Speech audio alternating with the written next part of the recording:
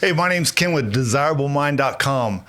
Today, I want to talk to you about overthinking, anxiety, and how you have conversations with people when you're overthinking and anxious. I've helped hundreds of people stop overthinking and learn to manage their anxiety while in conversations. Do you ever feel like when you're in a conversation, you are always overthinking? You're always thinking about, what am I going to say? What am I going to do? How am I going to be impressive? It gets exhausting because when you are focusing in on your overthinking, that brings up anxiety. And when you are anxious, you are looking at the conversation, you are looking at the person you're talking with, you're looking at them through a lens of fear. So it's like you are telling them, you're making me anxious. That may be the case, but what are you doing to calm yourself down in that moment? Stick around. Because in this video, I'm going to share with you some techniques that I've learned to have my clients become a lot more comfortable in the conversations that they have. When you are around in a situation like a little dinner party, or you're somewhere where you don't know the people there, when you are interacting with someone and you're starting to feel nervous, that's because you start to feel pressure about, what am I going to say? What am I going to do?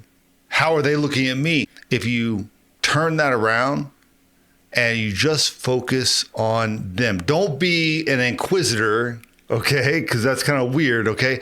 But just ask people. There's a few different areas of life that is very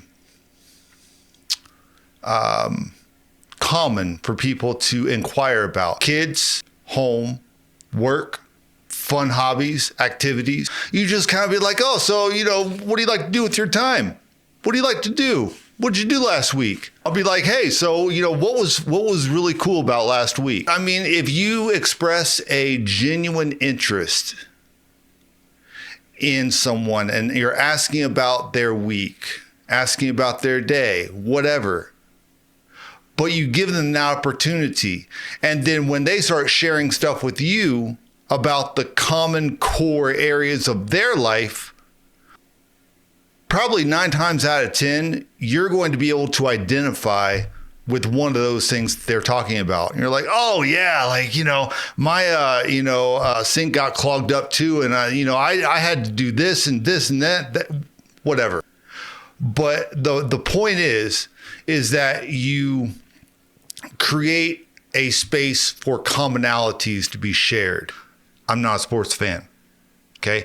But if I'm talking to somebody and there's like, oh man, like the Cowboys, this, that, whatever, I'll be straight up. I'll be honest. I'll tell them, oh, you know what, man? Like, I am so busy. I don't even have time for any sports or what. But tell me what was cool about the game last week, or, let them be excited about the thing that they're interested in.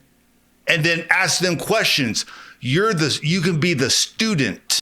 You can be like, oh man, tell me more about that. Like, well, I'm not really sure how that works, but can you explain that to me? And you wanting to know, giving them the opportunity to teach you, that is connection right there. And don't push that conversation to the nth degree. You see what I'm saying? You don't just totally push all the way into a topic and give them this platform that they then start feeling kind of self-conscious on, that you're asking too much information. Give them a chance to show you something that they enjoy. And then you're like, oh, cool, right on, cool. Thanks for letting me know that. I appreciate that. And then you jump onto another topic, maybe something that you're interested in. maybe building a website. I don't know. You mess around with computers very much? I'm trying to work through something right here. So I'm just kind of curious if you have any ideas about it. Maybe they have a website and a business, online business that they want to share with you, or they could share with you so that you could learn something and then you could connect on a website type of level, building a website. Do you know what I'm saying? Like, I mean, it's like segueing in the conversation. And you don't have to feel pressure. You don't have to feel like you have to know everything or have to say the right thing. You can just kind of throw things out there and just see where it goes. When you feel like you have to be perfect in saying the right thing so they get a good impression of you, it's really not that hard. Your role is not to be the most shining social superstar. All it is to just connect. That's what you're there to do. And when you want to connect, you are thinking about the other person. You are thinking about appreciating what they say. You're thinking about maybe wanting to know more about them. You always want to move toward people. And if you are in your mind, if you're thinking about yourself and your anxiety, that is pulling away from people. So you always want to move toward people, and you want to connect with them. So you want them to know that you're very much interested in what they have to say. You want to give people the chance to animate themselves, to express themselves. When you give somebody the opportunity to be authentic, to be heard, to be interesting, to have their created, animated, expressive experience appreciated, it will help them put energy into that conversation. And this will take your mind off of overthinking when you are in conversations with other people.